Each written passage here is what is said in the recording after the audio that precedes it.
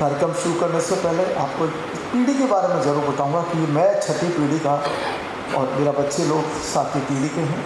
प्रथम राम सिंह जी का शासनकाल का गुड़ीजन थाना चलता है। गुड़ीजन थाना 1936 में टूटा, सरकारें आई, कला भी शने शने धीरे धीरे खत्म होती चली गई और 1936 को हमारे दादाजी स्वर्गीय फूलजी भट्ट का देहांत हो गया।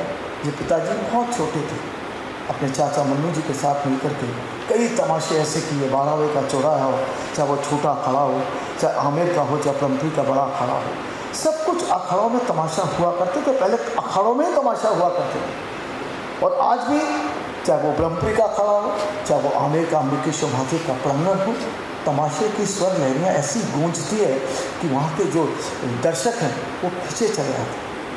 तो ऐसा है तमाशा। ज़्यादा समय नहीं लेते हुए शिव महिमा को प्रस्तुत करूँगा। उससे पहले 15-20 मिनट की टॉक, जो इस बार मैंने तीनों दिन टॉक की है। टॉक से ये होता है कि हम कितने समझते हैं, जानते हैं, क्योंकि बोलना बहुत ज़रूरी है, समझना बहुत ज़रूरी है।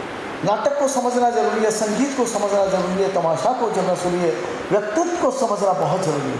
ऐसे व्यक्तित्व के धनी हमारे बीच हैं। मैं इजाज़त चाहता हूँ और आपसे इजाज़त चाहता हूँ कि मैं जाऊँ और टॉक करूँ। Thank you. गुजारिश करूँगा आज मनोज जी से कि अपना स्थान ग्रहण करें।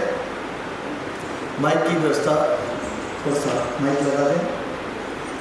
मित्रों, साथियों, जब मैं अपने पिताजी को तमाशा करते हुए देखता था तो वो कैसे तमाशा गाते हैं, कैसे करते हैं और इसके साथ साथ कितना इन्वॉल्वमेंट होता है उनका उस शैली के अंदर, क्योंकि बुजुर्गों की चीज़ है। फिर आपको बता दूं कि इस पर कई रिसर्च कर चुके हैं, कई फेलोशिप ले चुके हैं, कई सीनियर फेलोशिप ली है। किसी ने गोपी जी के व्यक्तित्व पर रिसर्च किया है। ऐसे पुरुष और जिसको कहते हैं कि कम बोलते थे, आप बहुत बोल देंगे 5 मिनट 10 मिनट, वो एक शब्द में बोल करके उसका उत्तर दे देते, इतना कम बोलते थे, लेकिन वो समझते थे। अगर चिट्ठी लिखनी है तो 4-5 लाइनों में वो चिट्ठी लिखते थे। जो हम बड़े बड़े लेख लिखते हैं वो 4 लाइनों में चिट्ठी लिखते थे। मुझे याद है जब उनको फेलोशिप मिली थी भारत सरकार की, मैंने बहुत लंबा उनको चिट्ठी लिख के दी थी। मैंने कैसे से लिखना, तो उन्होंने शब्द लिखे 8 लाइनों में, तो पूरा मन की बात। उन्हीं को देख करके आज मैं भी ऐसे करता हूँ कि सही है, शब्दों का नपा उपयोग होना चाहिए, ज़्यादा रामायण नहीं होनी चाहिए। आपके दिमाग में जो चीज़ है उसको तुरंत लिखो और उसका आशय समझो कि क्या लिखा है। तो ऐसे यानी और ऐसे हमारे पिताजी थे। मैं उनको नमन करता हूँ, उनको भी पुष्पांजलि अर्पित करता हूँ।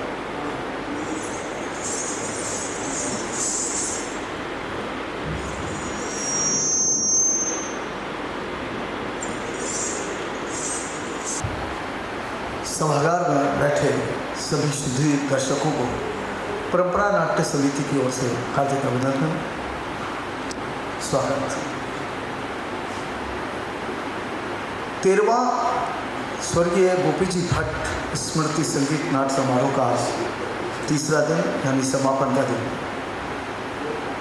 पहले दिन हमने एक अजीब दास्तां नाटक पेश किया था और कल था ऊपरी हवा ढूंढाड़ी भाषा का नाटक।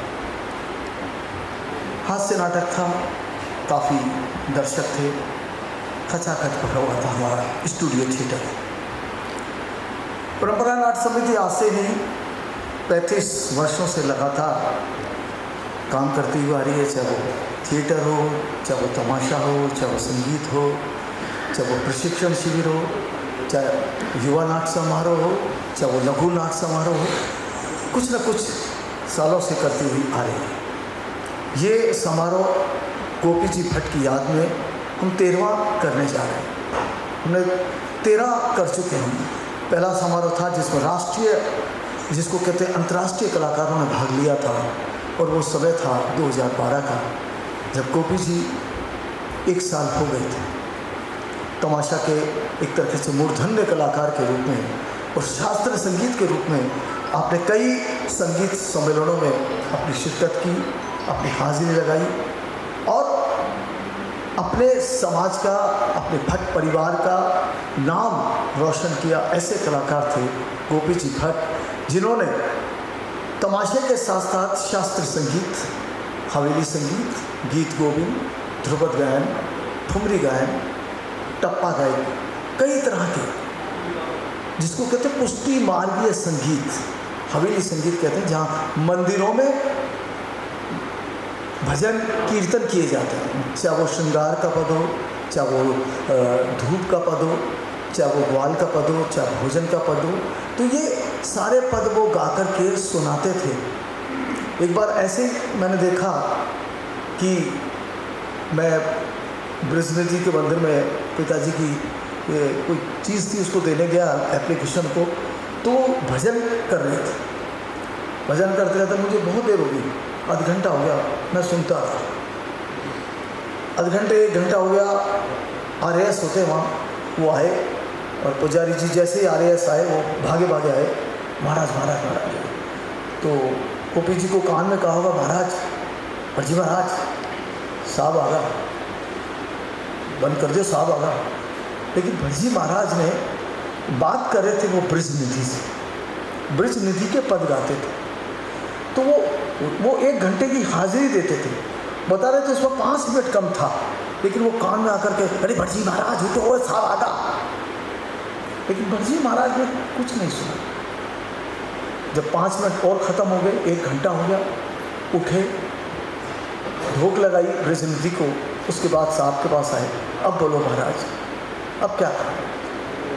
तो बोले कि मुझे काम नहीं था, मैं तो इनकी सेवा करता हूँ, मेरे साहब तो ये हैं जिनकी मैं सेवा करता हूँ, आप हैं अब बोलो।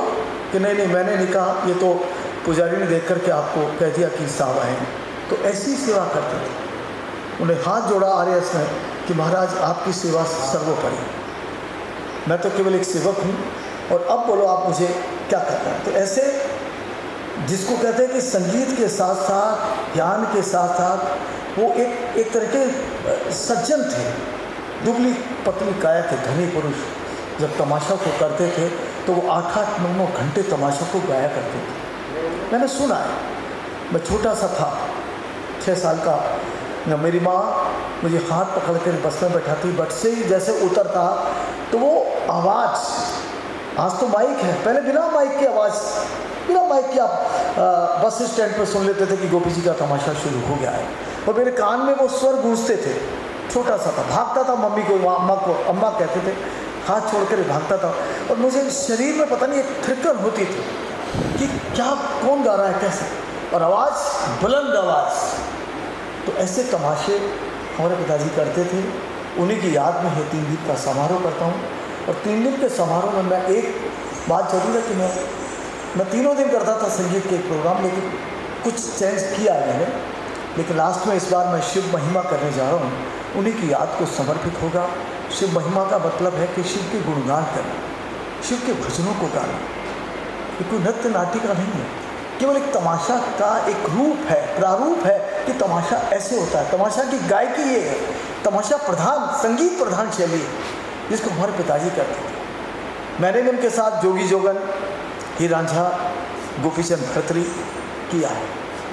और एक नाटक था जो 91-92 में संगीत दिया था हमारे पिताजी ने, राष्ट्रीय नाट्य विद्यालय और राजस्थान संगीत नाटक अकादमी द्वारा एक वर्कशॉप लगी थी नेशनल स्कूल ऑफ ड्रामा की, उसमें संगीत उन्होंने दिया था। तो संगीत की गूंज आज ही, क्या गाते थे, और इसी गायन को मैंने पेश किया था, और उसके मैं अग्नि परीक्षा था, और उसके मैं 108 शो कर चुका हूँ अब तक, और लगातार करता हुआ आ रहा हूँ। तमाशा के साथ साथ मैं आपको एक चीज़ और बता देता हूँ कि 3 दिन तक लगातार, जैसे मैंने अपने पिताजी की स्मृति कर रहा हूँ, तो मैंने अपने बाबा की स्मृति भी की है, कुल जी भट्ट स्मृति संगीत नाट्य समारोह। तो थोड़ा सा एक ज्ञान, एक काम पिताजी मुझे सौंप गए, ऐसा काम कि बेटा अगर जीवन में तमाशा को बचाना है तो तमाशे में जीना पड़ेगा, जूझना पड़ेगा। चाहे 2 दर्शक हों, चाहे 50 दर्शक हों, 1000 दर्शक हों, लेकिन अपनी शैली को ऐसी तरह पेश करना जिससे मैं करता हुआ आ रहा हूँ। तो मैं आपके आशीर्वाद से, आपके सुधी दर्शकों से मैं यही कहूँगा कि मैं आज जो पेश करूँगा शिव महिमा, उससे पहले मैं आपको बता दूँ हमारे बीच आज ऐसे कार्टूनिस्ट, ऐसे रंगकर्मी, ऐसे साथी, ऐसे कवि और ऐसे लिखने वाले जो व्यंग हर कोई नहीं कर सकता। व्यंग करना बहुत मुश्किल है। जैसे थिएटर को करना मुश्किल है, ऐसे व्यंग को करना मुश्किल है और व्यंग को समझना और भी मुश्किल है। ऐसे कार्टूनिस्ट हमारे बीच मनोज त्रिवेदी जी, मैं उनका बहुत बहुत स्वागत करता हूँ। जोरदार तालियां बजाइए उनके लिए। उससे पहले मैं चाहूँगा लाइक देना गोपी जी भट्ट, जिन्होंने संगीत की 70 साल तक सेवा की, तमाशा की सेवा की, उन्हीं को याद करते हुए आज हम उनको याद कर रहे हैं, उनको पुष्पांजलि अर्पित कर रहे हैं। मैं प्रदीप भट्ट, सचिन भट्ट और मेरे साथी और आज के हमारे अतिथि, जिनको कहते हैं कि अतिथि देवो भव, मनोज त्रिवेदी जी से कहूँगा, आग्रह करूँगा कि वे आएँ और तस्वीर पर माल्यार्पण कर और पुष्पांजलि कर उन्हें सच्ची श्रद्धांजलि अर्पित करें। मनोज त्रिवेदी जी।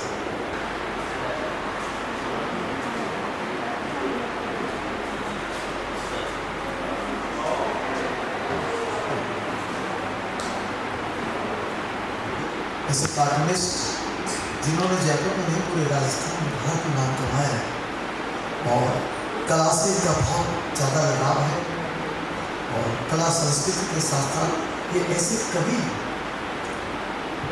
जो हैंड टू हैंड जिसको कहते हैं, आपने बात की उस कवि को ऐसा कह देते थे और ऐसा कहते हैं कि मैं तो कई बार जब एफबी में बात होती है तो तुरंत मैं हटता हूँ और कविता एक सामने आ जाती है।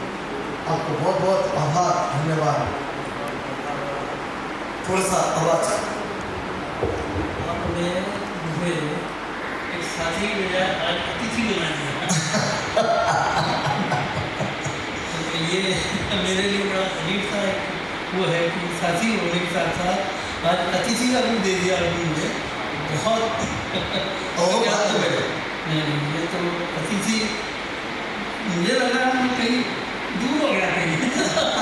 अतिथि यानी कि अतिथि अतिथि तो मतलब ये कि देवो भव है, हाथी के बिना आ जाओ अतिथि।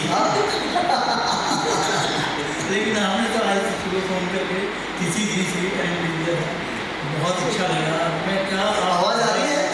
आवाज माइक थोड़ा माइक हाथ में ले लो। ये आप सही मेरी आवाज आ रही है? यस, ठीक। हाँ, मतलब आप ठीक है? बहुत अच्छा, बहुत अच्छा। दिलीप जी के बारे में मैं क्या कहूँ, मतलब समझ में नहीं आ रहा। सबसे पहले तो मैं प्रणाम करता हूँ आदरणीय गोपी जी भट्ट साहब को, जो कि पिताजी भी हैं, गुरु भी हैं और हैं ही कहूँगा उनका हमेशा, क्योंकि वो हैं, उनकी उपस्थिति हमेशा है। आज वो हैं और हैं। आपके बारे में कहते हुए मुझे ऐसा लगता है कि मैं सूरज को दिया दिखाऊंगा और कुछ नहीं, इसके अलावा और कुछ नहीं। एक सहयोग की बात है कि जैसे एक कहा जाता है ना कि जल में रहकर वीर प्यासी, पानी में रह करके जैसे मछली प्यासी हो, मेरी स्थिति कुछ ऐसी ही रही हमेशा। न मैं गोपी जी का तमाशा देख पाया और न अभी तक, आज तक अभी तक तो मैंने नहीं देखा है दिलीप जी का तमाशा। केवल मैं वीडियो पे देखता रहा हूँ। प्रत्यक्ष देखने का आज मेरे को सौभाग्य मिला है और वो भी एक अतिथि के रूप में प्रत्यक्ष देखने का। तो मैं क्या देखूँगा, मैं इसी की कल्पना ही कर रहा हूँ। बहुत अच्छा लग रहा है और एक जिज्ञासा भी है, क्योंकि जिस चीज़ को मैं अब तक वीडियो में उसे देखता आया हूँ, वो चीज़ जब प्रत्यक्ष सामने होगी तो आप नहीं समझ सकते हैं मैं कितना अंदर से अपने आप को क्या महसूस कर रहा हूँ इस वक्त। मनोज जी, ये सच है कि मैं बचपन से तमाशा करता हुआ रहा हूँ और कहीं भी कोई बात होती है, कहीं भी कोई जिक्र होता है तो मैं बिना तमाशा के जिक्र करता नहीं, पहले तमाशा, क्योंकि ये भट्ट परिवार की ऐसी अक्षुण विद्या है, अक्षुण चीज़ है जिससे हमारा परिवार का नाम है और नाम के साथ खानदान जुड़ा हुआ है इससे। यही इसीलिए मैं दिलीप जी को तमाशा के ध्वजवाहक कहता हूँ। ध्वजवाहक जो कि परंपरा आपकी चली आ रही है उसको आगे तक ले जा रहे हैं और बल्कि एक यहाँ मैं कह सकता हूँ कि राष्ट्रीय रूप आपने राज्य से आगे बढ़ कर के अपने राष्ट्र के तौर पे अपनी पहचान बनाई है अपने, जो आपको बाहर से बुलाया जाता है इस चीज़ के लिए, इस तमाशा के लिए जो एक पहचान दी है तमाशा को, वो एक देखने लायक बात है। कभी मैं ये मान नहीं करता हूँ आज नहीं तो कल नहीं तो परसों सरकार को बुद्धि आएगी आपको पद्मश्री का के लिए जरूर कहा गया। ये आपने कहा, लेकिन मैं मेरे पिताजी ने इन चीज़ों से बहुत दूर रहते थे। लेकिन क्या है कि अगर सुने तो इस चीज़ को बढ़ावा मिलेगा, तमाशा को बढ़ावा मिलेगा, एक शैली को बढ़ावा मिलेगा, क्योंकि शैलियाँ कहीं भी हिंदुस्तान में देखी थी, हिंदुस्तान में जितनी भी शैलियाँ हैं, आज समझ लीजिए कि लगा मांगने आए तो 50-60 साल में तो नहीं, लेकिन विदेशों में लोग बहुत नाम कमाए। कोमल कोठारी नाम सुना है जी और 2022-23 में मुझे कोमल कोठारी अवार्ड मिला था बिल्कुल। और वो अवार्ड इसलिए मिला था कि एक शैली को जीवित रखना, उस पर जीना और उसको आगे तक बढ़ाना, और उम्र के साथ 50 साल तक मैंने इसकी सेवा की। उस सेवा का फल मुझे इसलिए मिला कि मैंने कोई किसी को नहीं कहा, उन्होंने आवेदन मांगा, मैंने आवेदन भरा, आवेदन में जितना भी मेरे पास था मटेरियल मैंने उनको समेटा और उसके बाद मेरे पास फोन आया कि दिलीप जी आपको इस कोठारी अवार्ड के लिए चुना गया है, वो भी राज्यपाल गवर्नर ने आपको आमंत्रण दिया है। मुझे इस बात का खुश हुआ, मुझे नहीं, ये पिताजी को पुरस्कार मिला है, मुझे नहीं मिला। यही तो बड़प्पन की बात है, सबसे बड़ी बात। वो निश्चित रूप से उन्हीं को है, लेकिन उनसे परंपरा जो आपने आगे बढ़ाई है उस चीज़ को, और उस ध्येय को लेकर के आगे बढ़ना आपके लिए तमाशा सिर्फ तमाशा नहीं है कि एक ठीक है नाट्य शैली है या वो नहीं है, आपके लिए तो आपकी जीवन धारा है, ये कह सकता हूँ कि आपने तो उसको ऐसा रूप दिया है जिसको ये कहना चाहिए कि तमाशा आज लोग पहचानते हैं। अच्छा, मैं उस समय की भी कल्पना करता हूँ जो 50 साल पहले या उससे भी पहले से तमाशा शैली से बहुत पहले से है, और उस समय की कल्पना करता हूँ जब मैंने देखा ना आपको इस पे यहाँ आमिर में महादेव जी का जो शिवालय है मंदिर, वहाँ आप करते हैं और जिस भाव विभोर होकर के करते हैं, जितना भाव विभोर होकर के करते हैं, वो उस दृश्य की मैं कल्पना करता हूँ। कभी यहाँ के जो शासक थे राजा जी यहाँ के, वो कभी वहाँ बैठा करते होंगे उस जगह पर, वो उसी जगह पर, और उस जगह बैठ कर के क्या मंजर होता होगा, वो क्या एक सीन बनता होगा और क्या गरिमा होती होगी उस। मनोज जी क्या है कि मुझे पिताजी बताते थे कि खुद जब वो दरबार के वो कोके पे आते थे और खटखटाते थे कि वहाँ कोई आता था और कहते थे दरबार तो वो दरबार आते थे महाराज को, महाराज बाहर आए, महाराज यूँ करते थे, उससे पहले दरबार झुक करके, बिल्कुल तो पहले इतना सम्मान दरबार दिया करते थे। बिल्कुल बिल्कुल, यही कारण था कि राजे महाराजाओं के समय में जितना कला का उत्थान हुआ है, उतना शायद आज के समय में उतना वो सरकारी तौर पे वो नहीं हो पा रहा है। उस सरकारी तौर पे आर्टिस्ट आज अपनी दम पे जीता है। बिल्कुल, आज भी आज उसको कोई किसी तरह की ज़्यादा सरकारी सहायता ऐसी कुछ उल्लेखनीय जिसको कहा जाए वो कुछ नहीं होगा। देखिए, अगर सरकारी सहायता मिलती भी है हाँ, तो ये हमारा हक है। वो हक है, और वो भी उतना उल्लेखनीय नहीं कहा जाता है, वो सिर्फ एक सपोर्ट है छोटा सा। तो ये है, क्योंकि कई सालों हमारे, मैंने खुद बता रहा हूँ ना, 35 साल, मुझे तो अभी 2-4 साल से हुए, मैं तो 30 साल से ये अपनी संस्था को चला रहा हूँ। बिल्कुल बिल्कुल कितने दम पे चलाओ, मेरे को नौकरी नहीं, मेरा कोई ऐसा वो नहीं है, मैं तो केवल नाम कमाने के लिए नुक्कड़ नाटक करता हूँ। नुक्कड़ से पैसा मिलता है, मेरे सामने बैठे हैं अंकल भी, सब जानते हैं। मैं आज से नहीं नुक्कड़, मुझे 40 साल हो गए नुक्कड़ नाटक करते हुए, और आज भी नुक्कड़ करता हूँ। बिल्कुल बिल्कुल बिल्कुल। और आपको शायद पता नहीं होगा, एक विधा और है दिलीप जी के पास में, तमाशा के साथ साथ एक विधा और है कि कभी छत पे खड़े होकर के सुबह फोटोग्राफी जब करते हैं, वो फोटोग्राफ मुझे भेजते हैं और मैं उसके लिए उस पर कुछ कमेंट करने के लिए एक्साइट हो जाता हूँ तुरंत। इतने बढ़िया फोटोग्राफ कई बार भेजते हैं, कबूतर उड़ रहा है छत के ऊपर, वो सीढ़ियाँ जहाँ से होती है, कवर होता है, तो वहाँ छत के ऊपर उन्होंने प्याला वगैरह कोई पड़ोस में होगा या छत पे होगा, तो वहाँ प्याला रखा हुआ, कबूतर सुबह आते हैं। अब ऐसी एक फ़ोटो मैंने भेजी, उसको फेसबुक पे मैंने डाली, लिख कर के साथ में उसके कैप्शन मैंने डाल दिया, आओ पंख पसार देखें, गगन का विस्तार देखें।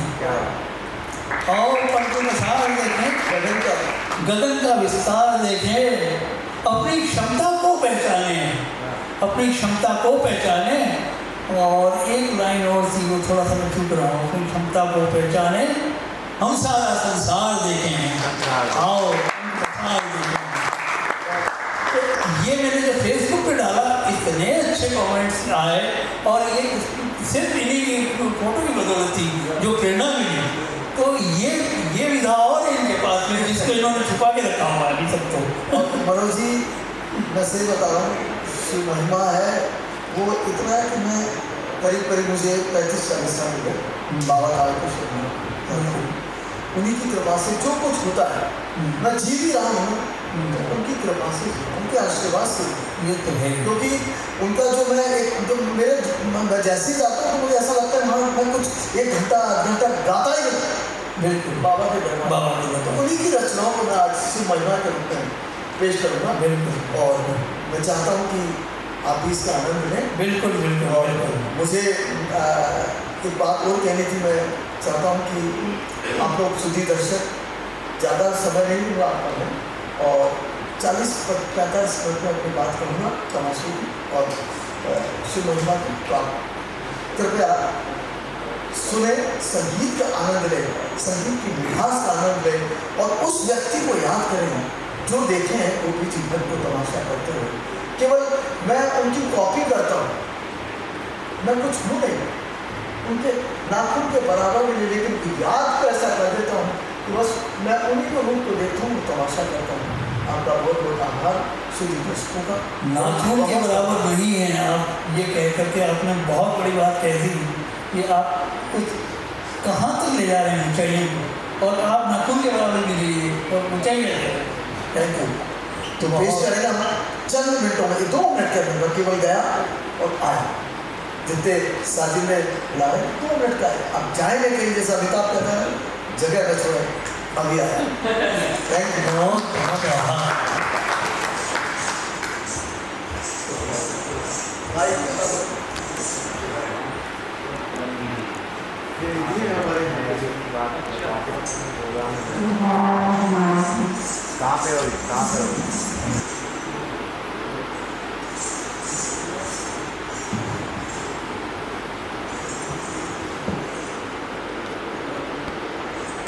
कार्यक्रम शुरू करने से पहले आपको पीढ़ी के बारे में ज़रूर बताऊंगा कि मैं 6ठी पीढ़ी का और मेरा बच्चे लोग 7वीं पीढ़ी के हैं।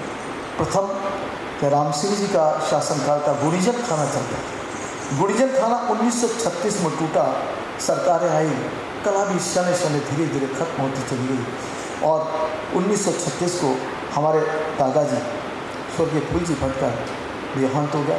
ये पिताजी बहुत छोटे थे, अपने चाचा मन्नू जी के साथ मिलकर के कई तमाशे ऐसे किए। 12वें का चौराहा हो, चाहे वो छोटा खड़ा हो, चाहे आमेर का हो, चाहे परमपुर का बड़ा खड़ा हो, सब कुछ अखाड़ों में तमाशा हुआ करते थे, पहले अखाड़ों में ही तमाशा हुआ करते थे। और आज भी चाहे वो ब्रह्मपुरी का अखाड़ा हो, चाहे वो आमेर का अम्बिकेश्वर महादेव का प्रांगण हो, तमाशे की स्वर लहरियाँ ऐसी गूंजती है कि वहाँ के जो दर्शक हैं वो खींचे चले आते हैं। तो ऐसा है तमाशा। ज़्यादा समय नहीं लेते हुए शिव महिमा को प्रस्तुत करूँगा। उससे पहले 15-20 मिनट की टॉक, जो इस बार मैंने 3 दिन टॉक की है। टॉक से ये होता है कि हम कितने समझते हैं, जानते हैं, क्योंकि बोलना बहुत ज़रूरी है, समझना बहुत ज़रूरी है। नाटक को समझना ज़रूरी है, संगीत को समझना ज़रूरी है, तमाशा को समझना ज़रूरी है, व्यक्तित्व को समझना बहुत ज़रूरी है। ऐसे व्यक्तित्व के धनी हमारे बीच हैं। मैं इजाज़त चाहता हूँ और आपसे इजाज़त चाहता हूँ कि मैं जाऊँ और टॉक करूँ। Thank you. गुजारिश करूँगा आज मनोज जी से कि अपना स्थान ग्रहण करें। माइक की व्यवस्था, थोड़ा सा माइक लगा दें। मित्रों, साथियों, जब मैं अपने पिताजी को तमाशा करते हुए देखता था तो वो कैसे तमाशा गाते हैं, कैसे करते हैं, और इसके साथ साथ कितना इन्वॉल्वमेंट होता है उनका उस शैली के अंदर, क्योंकि बुजुर्गों की चीज़ है। फिर आपको बता दूं कि इस पर कई रिसर्च कर चुके हैं, कई फेलोशिप ले चुके हैं, कई सीनियर फेलोशिप ली है। किसी ने गोपी जी के व्यक्तित्व पर रिसर्च किया है। ऐसे पुरुष, और जिसको कहते हैं कि कम बोलते थे। आप बहुत बोल देंगे 5 मिनट 10 मिनट, वो एक शब्द में बोल करके उसका उत्तर दे देते, इतना कम बोलते थे, लेकिन वो समझते थे। अगर चिट्ठी लिखनी है तो 4-5 लाइनों में वो चिट्ठी लिखते थे। जो हम बड़े बड़े लेख लिखते हैं वो 4 लाइनों में चिट्ठी लिखते थे। मुझे याद है जब उनको फेलोशिप मिली थी भारत सरकार की, मैंने बहुत लंबा उनको चिट्ठी लिख दी थी। मैं कैसे से लिखना, तो उन्होंने शब्द लिखे 8 लाइनों में, तो पूरा मैंने कि बाहर उन्हीं को देख करके आज मैं भी ऐसे करता हूँ कि सही है, शब्दों का नपा-तुला उपयोग होना चाहिए, ज़्यादा रामायण नहीं होनी चाहिए। आपके दिमाग में जो चीज़ है उसको तुरंत लिखो और उसका आशय समझो कि क्या लिखा है। तो ऐसे यानी और ऐसे हमारे पिताजी थे। मैं उनको नमन करता हूँ, उनको भी पुष्पांजलि अर्पित करता हूँ।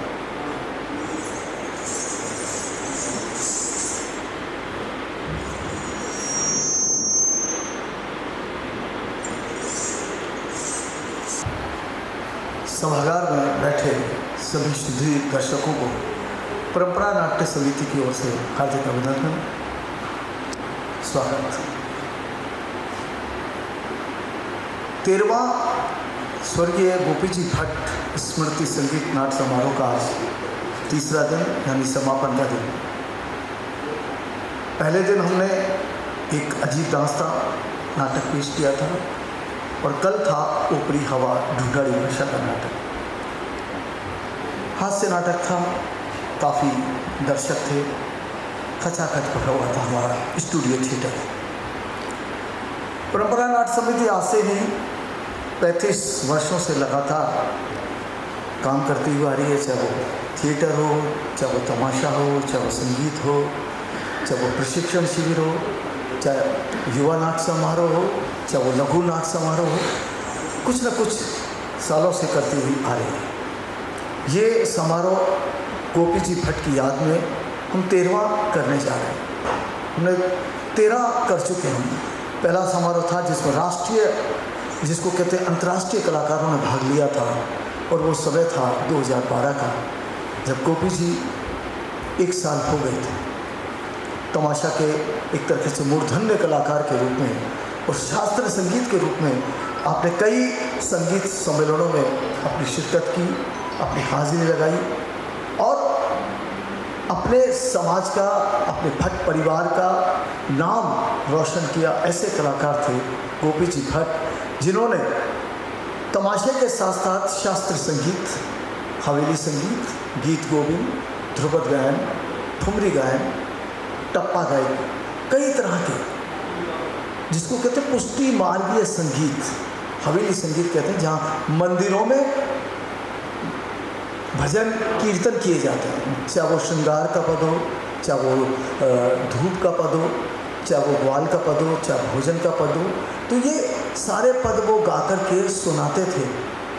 एक बार ऐसे ही मैंने देखा कि मैं ब्रजनिधि के मंदिर में पिताजी की कोई चीज़ थी, उसको देने गया एप्लीकेशन को, तो भजन कर रहे थे। भजन करते रहते मुझे बहुत देर हो गई, आध घंटा हो गया मैं सुनता रहा। आध घंटे 1 घंटा हो गया, RAS होते वहाँ, वो आए और पुजारी जी जैसे ही RAS आए वो भागे भागे आए, महाराज महाराज महाराज। तो गोपी जी को कान में कहा होगा, महाराज भटजी महाराज साहब आ गया, बंद कर दो साहब आ गया।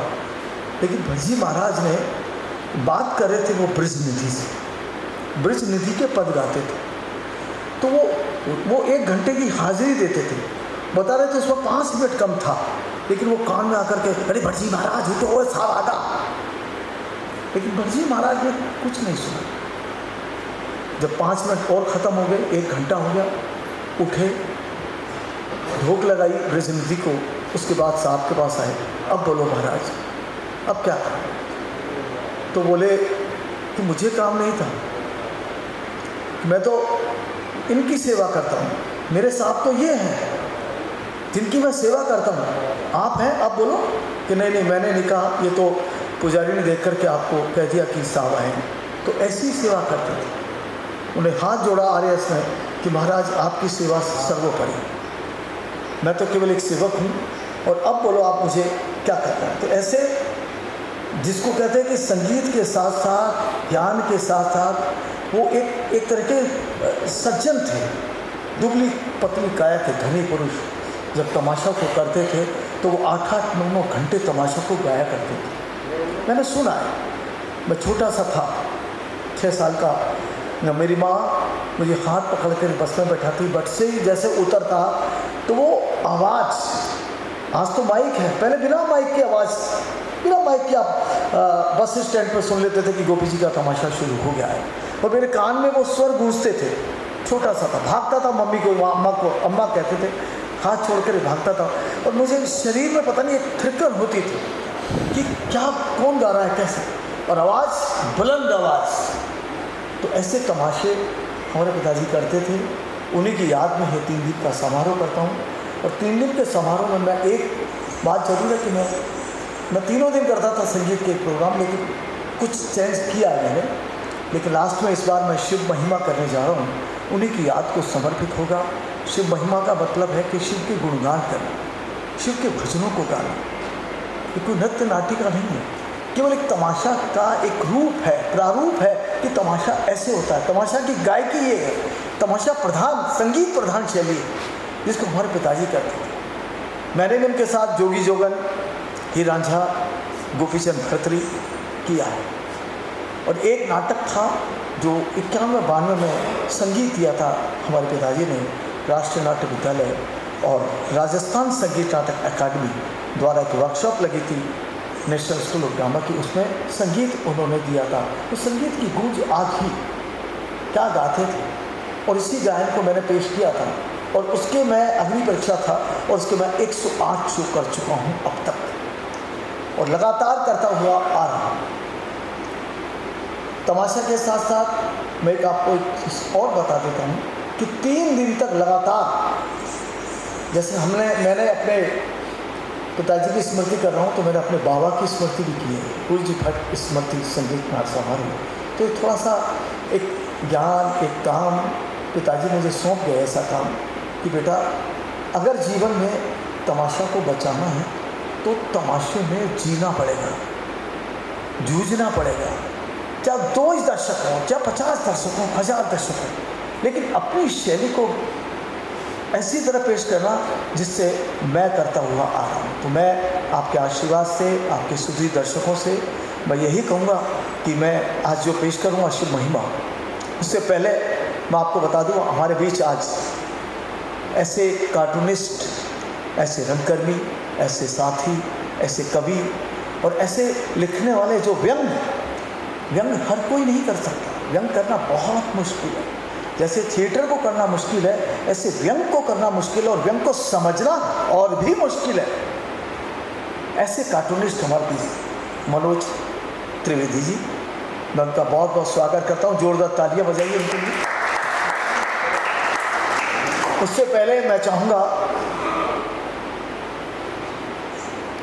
लाइक देना गोपी जी भट्ट, जिन्होंने संगीत की 70 साल तक सेवा की, तमाशा की सेवा की, उन्हीं को याद करते हुए आज हम उनको याद कर रहे हैं, उनको पुष्पांजलि अर्पित कर रहे हैं। मैं प्रदीप भट्ट, सचिन भट्ट और मेरे साथी और आज के हमारे अतिथि, जिनको कहते हैं कि अतिथि देवो भव, मनोज त्रिवेदी जी से कहूँगा, आग्रह करूँगा कि वे आएँ और तस्वीर पर माल्यार्पण कर और पुष्पांजलि कर उन्हें सच्ची श्रद्धांजलि अर्पित करें। मनोज त्रिवेदी जी।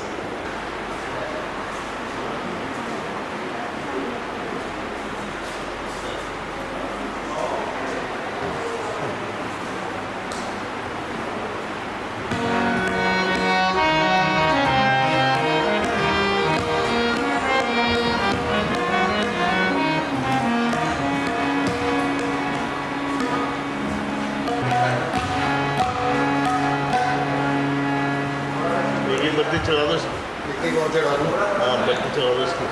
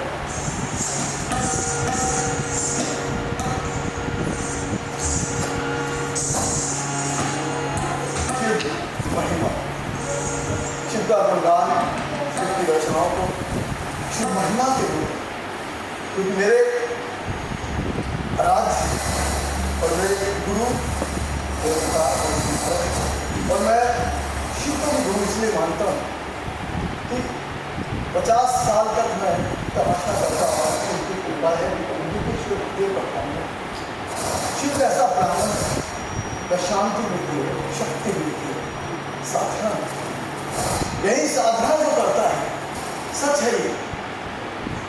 सच ये भी है कि मुझे 50 साल में जिस तरह से मैं आपके सामने की तमाशा सीखा हूँ, तमाशा के साथ साथ पिताजी के साथ उनके रूप को साथ कि वो गाते कैसे थे, तमाशा कैसे करते थे, दुबली पतली खाया करती थी, ऐसे और ऐसे पिताजी उन्हीं को याद को ताजा करते हुए पेश कर रहा हूँ गणेश वंदना।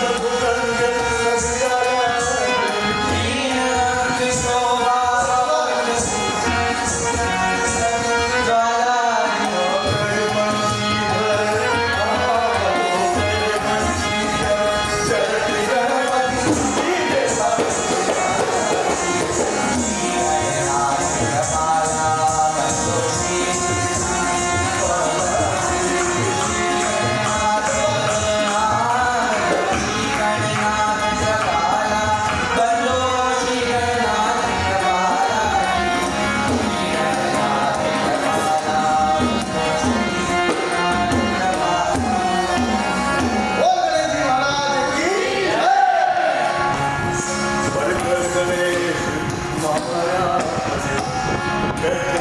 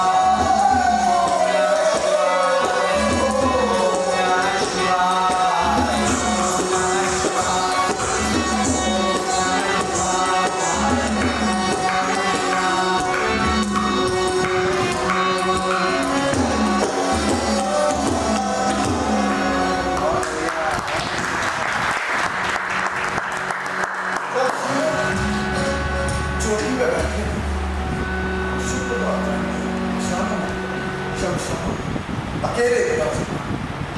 आज हम शमशान में रात को 11-12 बजे पहुंचने से ऐसा डर लगता है जैसे वो कुछ नहीं धुनी रमाकर के बैठे ऐसे है वो काले भुजंग भरे और एक जोगी आए। मैं भी एक जोगी भोलेनाथ के दरबार रात भरा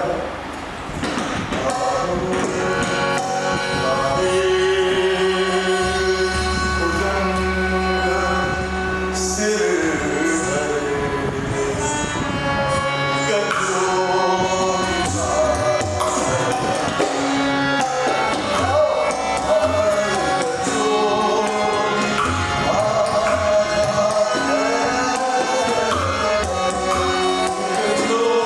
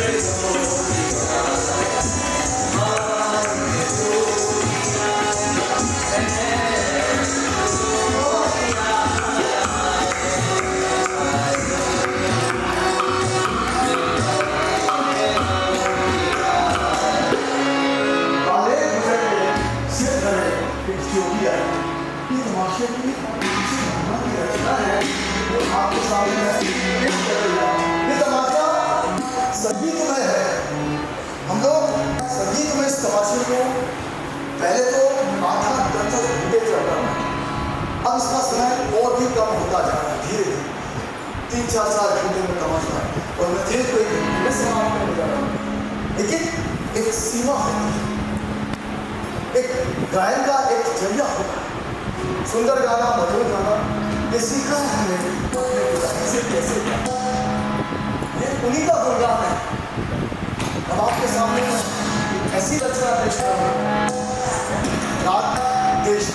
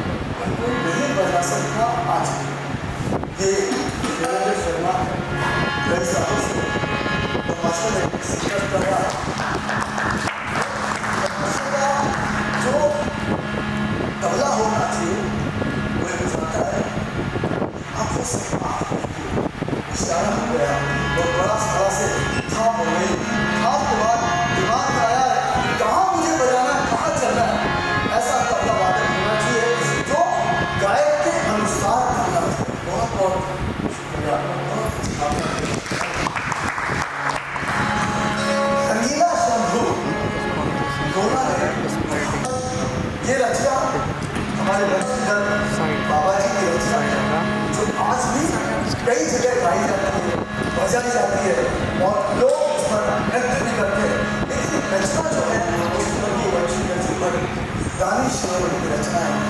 दानिश शिरोमणि की बातें राजा राम सिंह जी ने अलग देखी। जब तमाशा बरमान चलना था, धीरे धीरे आगे बढ़ा था और तमाशा के चले ही हमारे स्वर्गीय लोग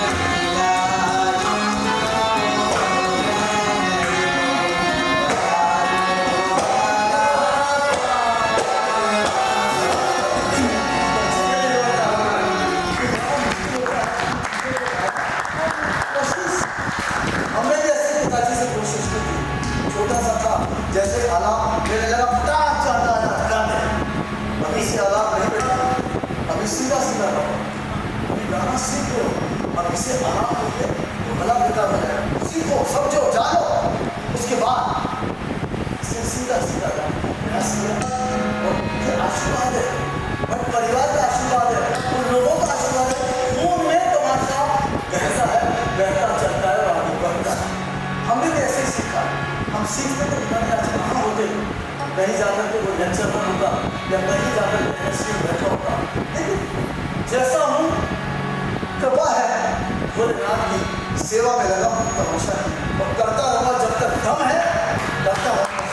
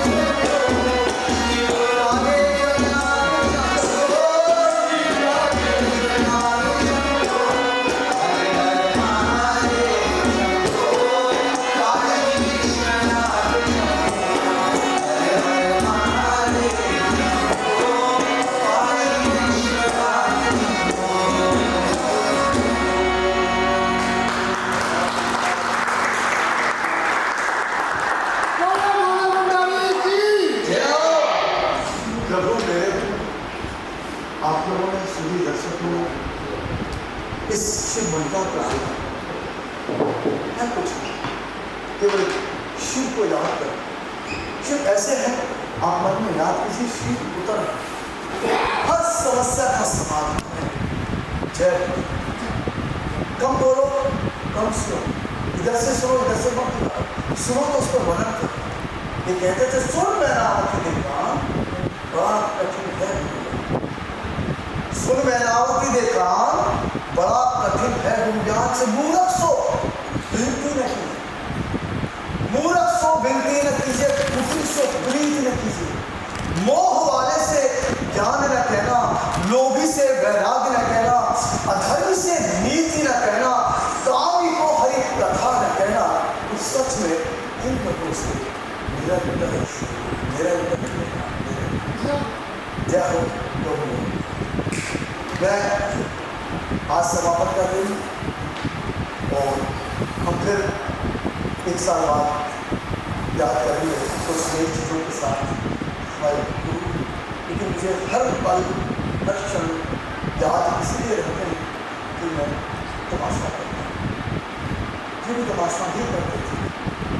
बात करना मैं कहता था रिहर्सल करो, किस बात की रिहर्सल यार, किस बात की रिहर्सल, नस में बसा है मर्जी आ सके करके तमाशा।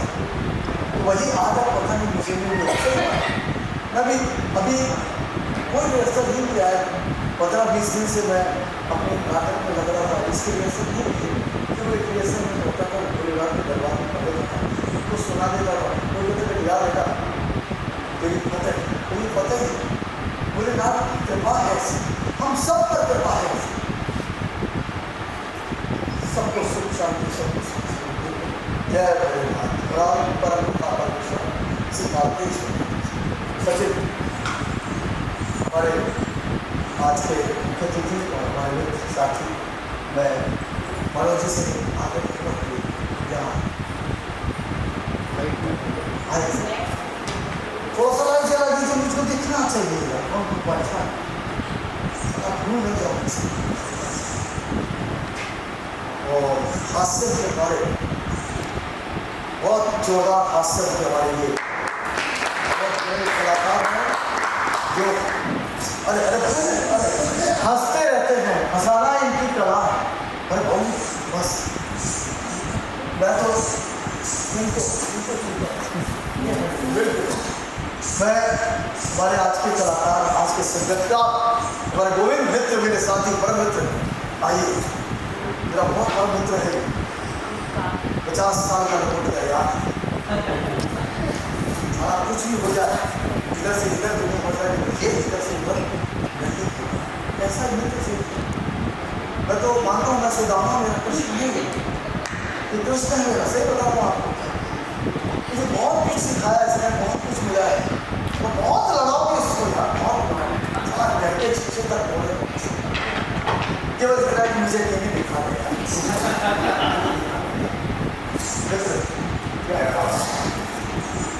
हमारे मित्र, हमारे किसी के बड़े बेटे हैं, उनका भी आशीर्वाद मिलता रहता है। हाँ मैं चाहूँगा कि हमारे आज के जो सारंगी वादक मनोहर जी महावन, इतनी जोरदार तालियां हो जाए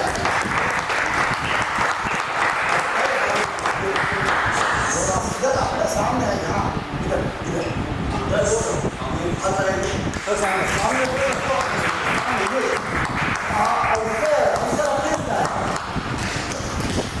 बहुत बहुत धन्यवाद। बहुत अच्छे सारंगी वादक सुरील, मैं सही बता रहा हूँ आपको कि अभी 2-3 साल से जुड़े हैं और इतना आनंदित कर देते हैं जो साथ में। मुझे क्या इतना ज्ञान नहीं है, तो ज़्यादा ज्ञान इसलिए, लेकिन ये मेरे साथ चलते इसलिए कुछ करने पाते हैं। ये बहुत ज्ञानी है, बहुत ज्ञानी है, सही बता रहा हूँ आपको, बहुत श्रीला बजाते हैं। अरे और हमारे बीच एक ऐसे शख्स जिनको कहते हैं हम साधु से हारमोनियम और फिर क्या क्या बजाते हैं, कहाँ प्रस्तुतियाँ देते हैं, लेकिन हमारे बुलावे पर एकदम हाजिर रहते हैं। शेर खान, इन सब के लिए तालियां बजाइए। आइए शुक्रिया। मैं आगे करूँगा आज इस वक्त सम्मानित सम्मान बहुत आभार धन्यवाद। अब मैं ऐसे शख्स को आमंत्रित कर रहा हूँ जो सालों से हमारे घर परिवार का है, और करीब 27-28 साल से जब युवा था और उसको बजाना सीख रहा था, तब पिताजी ने उसको कहा मेरे साथ मुझे तबला बजाना है। ये नहीं कहा ताऊजी बोलता, ताऊजी मैं नहीं बजा पाऊँगा, पापा नहीं बजा पाऊँगा कि नहीं मैं तुझे बजा। तब से आज तक मुझे तबला बजाना है।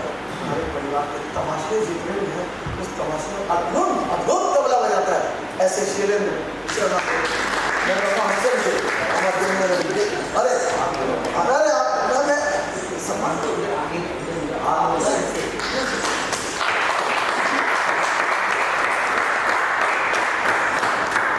आज के हमारे जो मुख्य अतिथि हैं,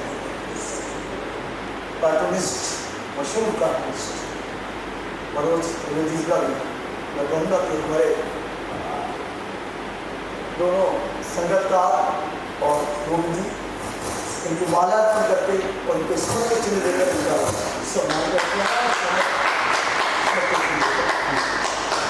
मनोज जी का बहुत आभार है हमारे लिए जो आज एक बुलावे में हमारे बीच आए और समय देकर के हमें लाभान्वित किए। और हमारे बीच आज मैं हास्य के हमारे मित्र हैं, बहुत सालों से हम साथ हैं। आज से करीब 12-13 साल हो गए जब मैंने 2006 में हास्य में 3 पुरस्कार एक साथ जीते थे, हास्य सम्राट और आहा जिंदगी और हास्य शिल्प, लाफ्टर 3 पुरस्कार एक साथ जीते थे 2006 में। और पहली बार मैं संकट और हजारों की संख्या में थे, लेकिन मैं पता नहीं मुझे बुलाया और मैं हंसने लगा। मैंने हंसना शुरू कर दिया, बोला कुछ नहीं, उसी का पुरस्कार है। आप 20 बोलोगे ऐसे हंसते हैं ऐसे हंसते, नहीं आपको जाते शुरू हो जाओ हंसना।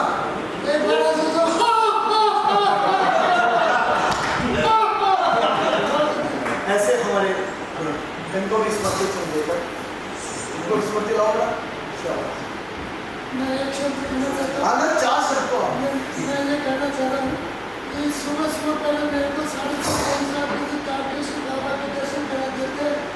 मेरा बाबा जो थे कमला बढ़िया कमला जो होता है बढ़िया घंटा बाबा, तो इनका मैं कम से कम साल में हो गए, मैं व्हाट्सएप पे डेली इनका शुरू कर मैं कहना जो करोगा चौकी बोल रहे हो आज चौको करो से आज चौको कर आगे भी चौको करो तो चौको ही करो बहुत